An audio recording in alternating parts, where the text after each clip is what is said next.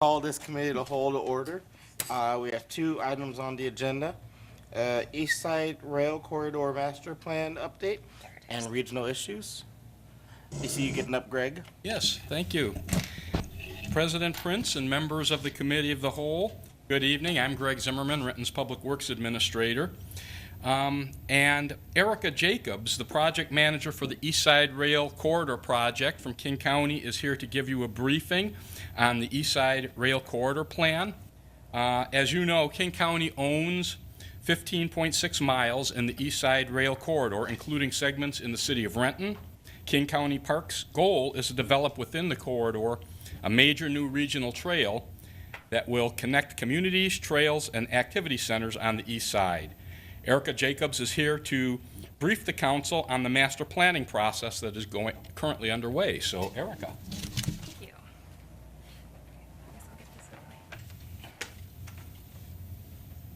Okay. Good evening, council members. I'm pleased to be here to present an update on the trail master planning for King County Parks. Thank you. Welcome. Okay, so I will just give an overview of where we've been to date with the master planning, which commenced in March of 2014. It's a two-phase planning process, which we're wrapping up the first phase now and moving into a more publicly a phase that's more oriented towards public engagement in the development of trail alternatives, as well as combining that with an environmental impact statement, SEPA environmental review, which will have public comment periods associated with that. So the East Side Rail Corridor is a 42-mile rail-banked corridor from Renton to Woodinville that came into public ownership in 2008 when Burlington Northern Santa Fe sold it to the Port of Seattle. It was then subsequently sold to various agencies throughout King County. As Mr. Zimmerman noted, was one of the purchasing parties. Our ownership stretches from Renton to Woodinville and interspersed with ownership also by the cities of Kirkland and Redmond, as well as Sound Transit, which owns a mile within the city limits of Bellevue. King County also owns portions of the corridor within Bellevue. And Puget Sound Energy owns a high power easement throughout the entire corridor.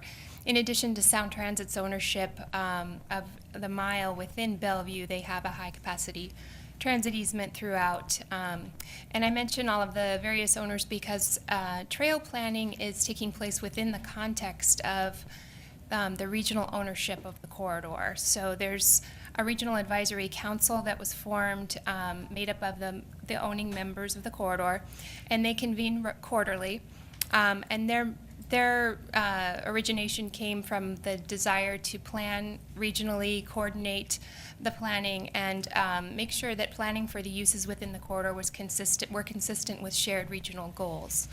That said, trail planning, regional trail development within the corridor is a high priority as one of those regional goals, and so our trail planning does take place within the context of the multiple owners' visions for the corridor. That said, this corridor coming into public ownership presents a great opportunity. This regional trail can serve as a spine connecting many other regional trails throughout the east side, everywhere from the the Sammamish River Trail and the Tolt Pipeline Trail in the north end, the 520 Trail, the I-90 Trail, which is part of the Mountains to Sound Greenway system. And then, of course, we have opportunities in Renton to connect to the Cedar River Trail and the currently being developed Lake to Sound Trail. Some very exciting opportunities to have the East Side Rail Corridor Regional Trail serve as a major connecting spine to all of this entire regional trail network. Okay, so as we're planning for trail, generally speaking, the optimal or the maximum width of the old railroad right-of-way was 100 feet wide. In most places, it's actually a little bit more constrained than that. We're working with widths on average of about 60 feet here and there, up to 80 feet, and really go down to pinch points of 30 feet in some places. So in particular, we do see these pinch points coming through the Renton area. So we have some issues with topography, steep slopes on the either side of the rail bed, wetlands, and so on. And when we considered the need to plan the location of the trail, Alternatives will look at placing trail on or off of the rail bed depending on the particular constraints in that section and also the other potential uses that may be envisioned for particular stretches of the corridor. So this diagram shows, or these pictures show what it might look like in a section of trail where we need to place trail on a boardwalk over a linear wetland if we were to forego use of the actual rail bed versus, and that's sort of a long-term investment decision if it were deemed a high risk that another use may come into use in the corridor. It's actually a much more cost-effective investment to put the trail right on the rail bed, but again, that's sort of just a cost-benefit decision where we determine that the future uses are either long-term, very far into the future, or not as likely to force us to move the trail. Thank you. So when we go into trail alternative development with the public and with stakeholders, these are some of the trade-offs that will be placed before stakeholders and constituents. Okay, whoops, I think I need to go back. Okay. So just an overview of the trail master planning process. We've actually completed the first phase, as I mentioned in my opening comments. That was a phase, technical planning phase, where we went out and we did a complete inventory of the corridor in terms of identifying everything from wetlands, topography, crossings, geographic or geological issues. We looked at cultural resources and historical resources. We basically wanted to get an understanding of what all we were dealing with through the entire length of our ownership and where we would be planning trail. Now that we have all of that technical information, we're able to really define the range of alternatives for trail by segment. Those alternatives, we'll actually be doing a scoping process as well to help us narrow down the range of alternatives as part of the environmental impact statement. A scoping notice will go out in June. So we'll have a series of public workshops that go along with the scoping. The alternatives will be, again, like I said, done by segment within the corridor, so it's very likely that the Renton area will be, the southern segment of the corridor will probably have 1 or 2 segments in Bellevue, potentially from I-90 south, and then, maybe I-90 north to 520, or to the Cross-Kirkland corridor. And then from north of Kirkland all the way up to Woodinville would be another segment. So through the 3rd and 4th quarters of this year, we'll be rolling out those alternatives. We'll be going through an alternatives development process with the public and with agencies and stakeholders. And then we'll have a draft master plan developed by the 1st of next year. And it'll be going through the process of King County Council review. Ultimately, the master plan for trail has to be reviewed and approved by the King County Council. We're hoping to issue the environmental impact statement programmatically within the context of that trail master plan. Okay, so this timeline just gives a little bit more detail of the public engagement opportunities that'll be coming up here in the very near term. We are currently doing outreach to stakeholders who are along the corridor, such as businesses, property owners, and so forth, just to kind of engage and understand what the opportunities are, what their views are, and let them know how they can become engaged this year as we move forward. In June, again, these are going to be the broader public open houses that are going to correspond with the scoping notice for an environmental impact statement. There'll be 3 workshops, like I said, in the north, central, and southern portions of the corridor. And by January, we'll be issuing the draft master plan. But leading up to that, there will be a lot more interactive public workshops to help us shape the details of these alternatives. The recommended alternative will come out in about spring of 2016, and that process which I mentioned of King County review and adoption would happen subsequently throughout the summer and final adoption in late 2016. Okay. Any questions from council? I have one. Councilmember Corman? Yeah, it's I guess maybe a little bit technical, but Does this fall under the Rails to Trails law?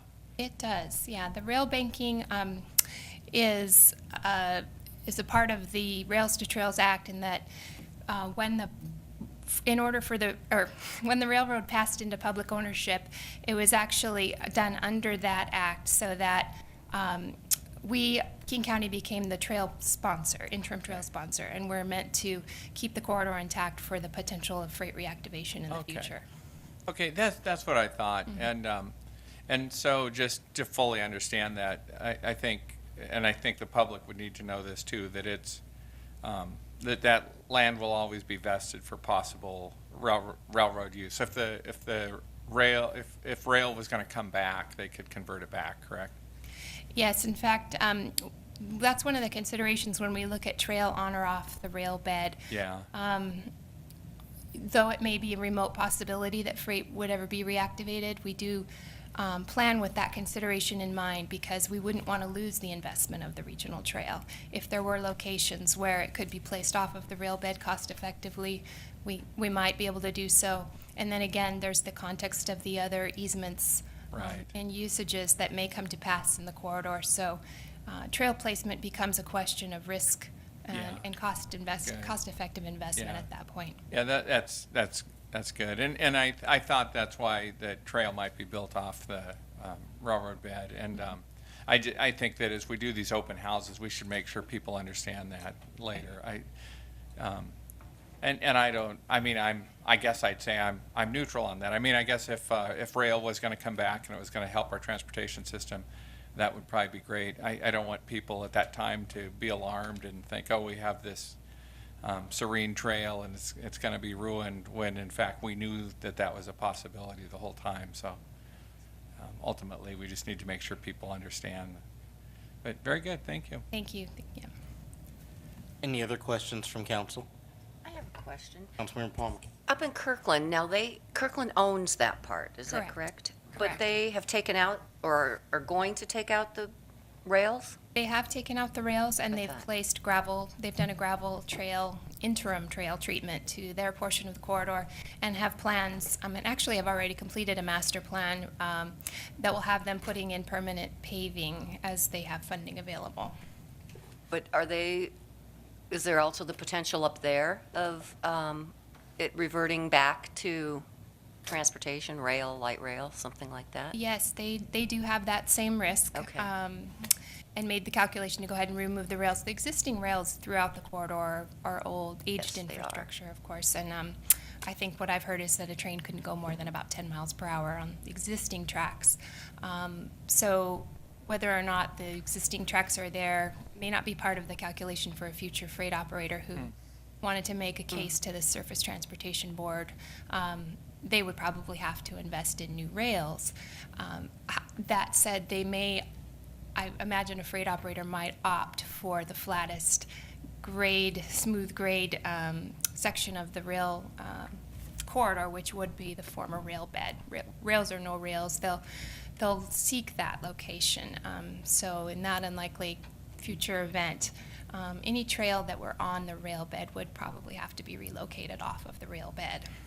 Or other investments in regrading and retaining structures and so on would have to be made such that a surface of no more than 2% grade, freight and commercial rail needs to go on a fairly flat grade and have sufficient width, within the corridor to operate. So, And if I remember right, I was on the original regional committee back before, when it was first changing hands.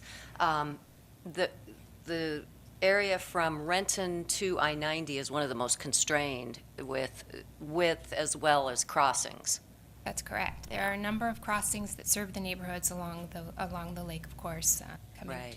but going back into the roads that serve those houses. There are actually fewer crossings in that section than what we see in terms of private driveways over on the East Lake Sammamish Trail, for example. So in that respect, it's a little bit easier to work with consolidated crossing that serves other lanes and roads versus multiple private driveways.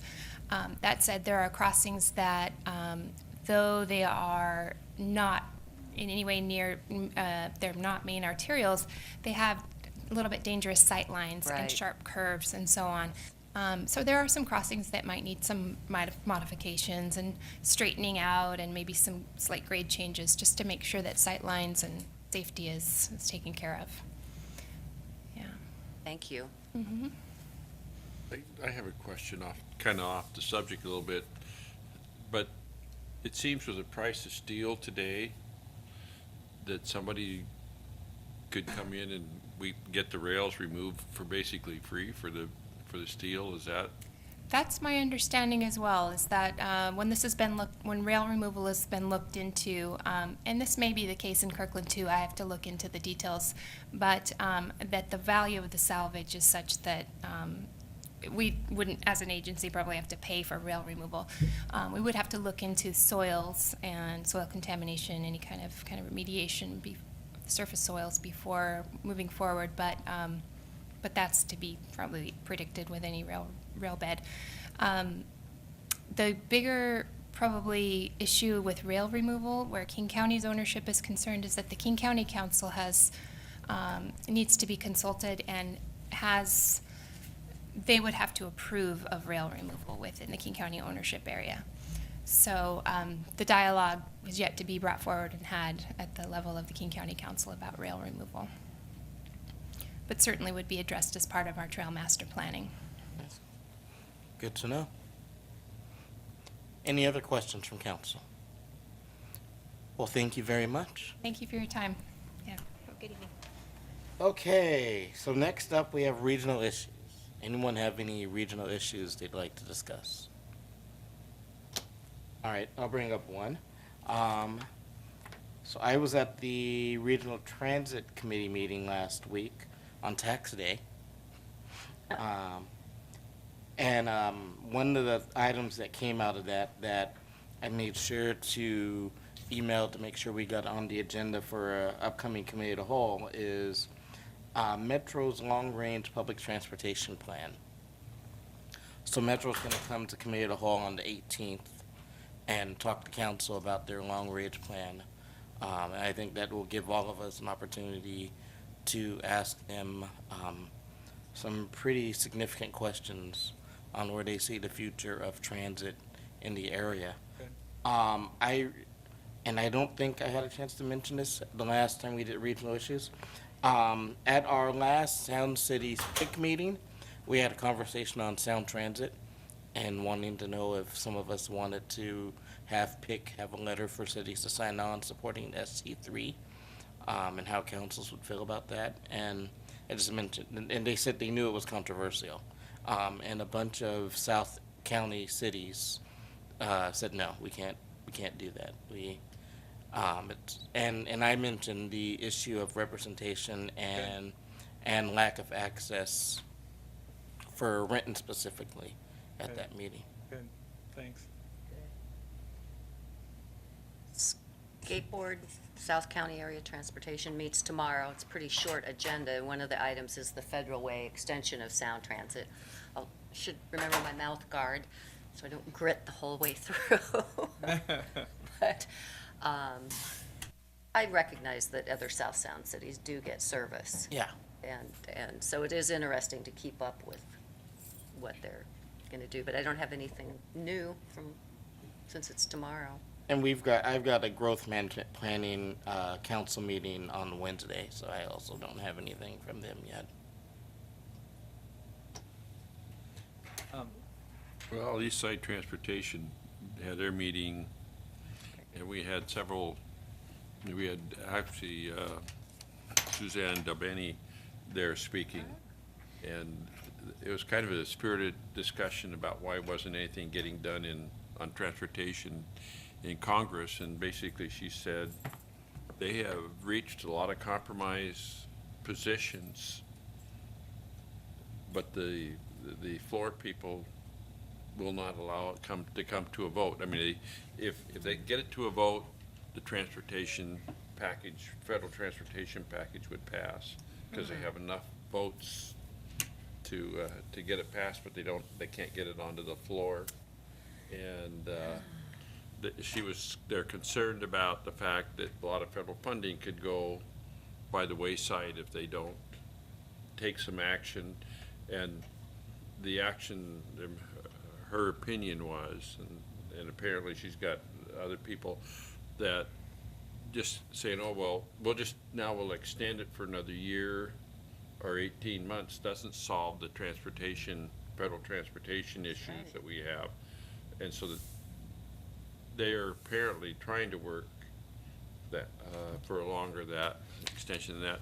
And then we had, like, her name just went off, but the state representative who's an assistant, is vice chair on the state transportation, state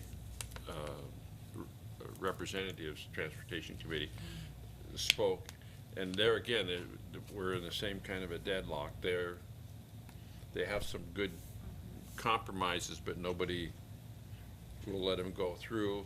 And to be really honest with you, she felt that the state will pass a transportation plan, which would be in a fairly sizable one, but it's in what tax form it's going to be. And in there is the stuff for 405, which is very beneficial to us. And but outside that, it's the same old thing I've been listening to for 20 years, so. Were you gonna say something, Randy? Well, yeah, I was going to bring something up. I don't know if it's fair to Mr. Zimmerman to maybe, because I didn't coordinate this in advance, but I was curious to hear about Energize East Side. I know that's, let's see, what I've heard recently is that the city of Bellevue is sort of taking the lead on environmental impact, that they've also, that they're hiring a consultant to do sort of an independent review of need, I think, and other aspects. And I think we're probably just sort of contributors to that study, but yeah, could we hear just a little more about that? Thank you. There are some things that are taking place right now. Bellevue is the nominal lead agency for the environmental impact statement. A consultant has been selected and is at work on the project. Our community and economic development staff are attending the scoping meetings. And interestingly enough, we've signed an agreement with Puget Sound Energy, and I think the other 4 cities that are participating as well. All 5 cities that the Puget Sound Energy Energize East Side project will traverse have signed on to the environmental impact statement, so they're all co-lead agencies. The nominal lead is Bellevue. For the portion that's in Renton, we're the co-lead, so we have quite a bit of influence over the environmental impact statement portion in Renton as well. They're going to start putting up some survey signs along the M route. There's about 6 or 7 locations to notify people, and I've got those locations, and I'll distribute those to council so you'll know where those are going to be, just indicating that an environmental study of the Energize East Side program is going forward. All of the signs are along the M route. There will be no such signs along the L route, which I think is a good sign. It means that it's not at least being studied or surveyed at this particular time. And so we're dutifully attending the meetings, and it's been very inclusive and cooperative so far, collaborative. There's a pretty healthy discussion going on about how to handle some concepts that we think should be in the program, for example, undergrounding or marine use, that type of thing, whether those should be presented as alternatives or whether they should be presented as mitigation items. There's a big component of the environmental impact statement, the first part of it, that will investigate whether the power really is needed, because there's some suspicion that's been brought up, particularly by certain citizen groups, about whether the power is needed for the east side or if this is more of a pass-through to other parts. Of course, Puget Sound Energy's position is this is all needed for the east side and the growth. So this independent study that the first part of the EIS will evaluate that. from a third-party independent eyes, and I think there's a lot of people that are really looking forward to seeing the outcome of that study. So it's moving, and it seems to be a participatory process right now. Well, I was just going to ask one quick follow-up.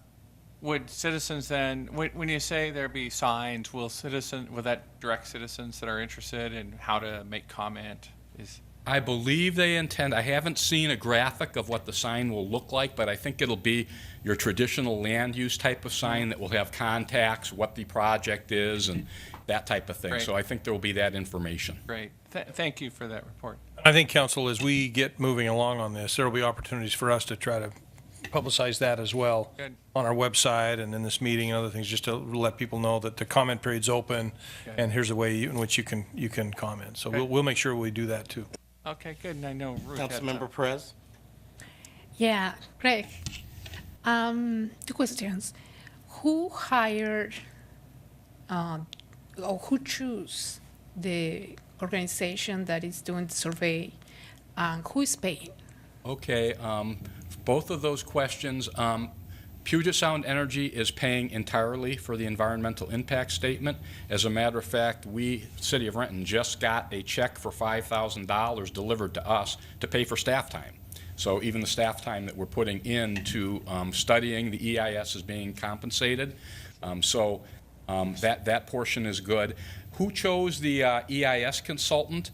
There was a request for proposal put out by the City of Bellevue, and then representatives of all the cities, including Renton, we had representatives sitting on the selection board as well, chose between the two consultants that put forward proposals. There were only two proposals. This is a very large environmental impact statement, and it has a lot of specialty technical aspects of it because it's electrical power. So there wasn't that many consultants that applied. There was two. The one that was selected was by far the largest contract. I think it was about $1.5 million, $1.5 million EIS. And so Renton's representatives on the panel participated in that selection. Apparently, I wasn't one of the ones that listened to the proposals given by the consultants, but it seemed to have, what was reported to me was a pretty clear cut that the one that they selected was the most appropriate and the best suited for putting together the EIS. Thank you. Okay. Greg, Go ahead. Don? and I'm going to get this wrong because I've been looking on my email and I must have lost it. But the council received two emails. Sense. Huh? Sense. Since Yeah. that Oh. the sense study or Sense plan. sense plan. Do you know what that is? Yeah, the sense, I forget exactly. I think it's Citizens for Sensible Power. It's that the acronym means something like that. I don't have the words exactly right, but it's a citizen group made of representatives. Most of the citizens live in Bellevue. There are some in Renton. There are some in Kirkland. I think the predominance probably are from Bellevue, and that group really has strong questions about the viability of the project and the need for the project. One of their premises is that this is a major wheeling issue, that Puget Sound Energy really wants to get the corridor in order to sell power to areas outside of the region. Puget Sound Energy strenuously rejects that and they have studies that indicate that 92% of the power will be used for the east side, and only about 8% will be used by outside agencies. So those are the types of things that will be investigated, but the Sense group is active, and they're very interested in the project. It's a fairly large citizen group. Okay, so the environmental impact statement, as we go through that process, that's where they should be directing their input, because I would say that's correct. The City of Bellevue is also doing an independent study, separate from the environmental impact statement, on the need for the project and whether the power needs that are presented by Puget Sound Energy, whether that second independent consultant agrees with those premises. So there's actually two different studies going on about the need for the project right now, the independent one being commissioned by Bellevue and the study that's part of the EIS. And I think that the Sense Group would, that would be a good connection to make, to be a party of record for both of those studies. Okay. Thank you. Okay. Yeah, thanks, Greg. That's a good report for me, not having coordinated with you. Really? Yeah. Thank you. He You knows think his you guys stuff. did coordinate that in advance. Excellent job, Greg. Great job. All right, if there are no more regional issues, Committee of the Whole is adjourned. Thank you.